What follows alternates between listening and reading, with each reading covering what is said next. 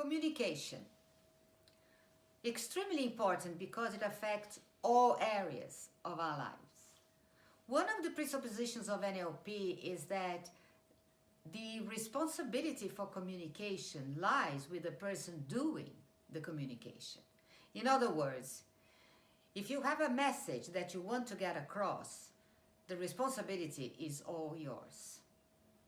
So how do we communicate? According to studies by Birtwistle and Morabian in the late 60s, early 70s, 55% of our communication is through our physiology. In other words, non-verbal. So for example, if you get in a room and somebody says, you know what to do. Or as you're getting into a room and somebody's like, you know that perhaps something bad happened. Or if you see me, for example, like this, you know that I'm happy. So 55% is through our physiology, no words needed. 38% is voice tonality. Now, voice tonality is nothing to do with your accent. It's literally the tone of your voice, high or low. Let me give you an example, and this happened to me. I was born in Brazil, in an Italian family. Brazilians and Italians are loud. And then I got a job in Angola, west coast of Africa. Angolans are very lively. It's, in other words, loud as well. So I moved from one loud country to another loud country. Until late 90s, I decided to come to England, Cornwall. Very quiet. But I didn't change the way I was, or I used to be. I didn't change my communication. So when I got a job at the Tate Gallery, I was very loud.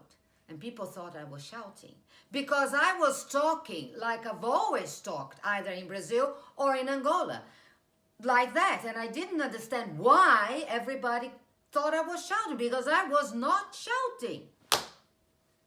Now, would you have worked with me every day, 8 hours a day?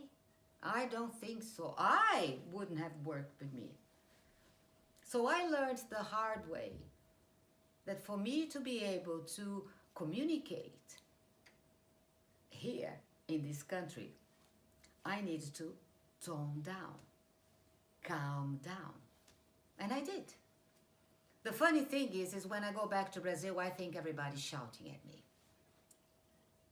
And the last part of our communication, the last part of how we communicate, the last 7% of how we communicate are words. And even though it's only 7%, words are extremely important. The words you choose to communicate and the words you put in the mega structure, which is language. Extremely important. And I'll tell you why. Not today though. Tomorrow night at the same time. Come back. Thank you for watching. I'm Regina. See you tomorrow.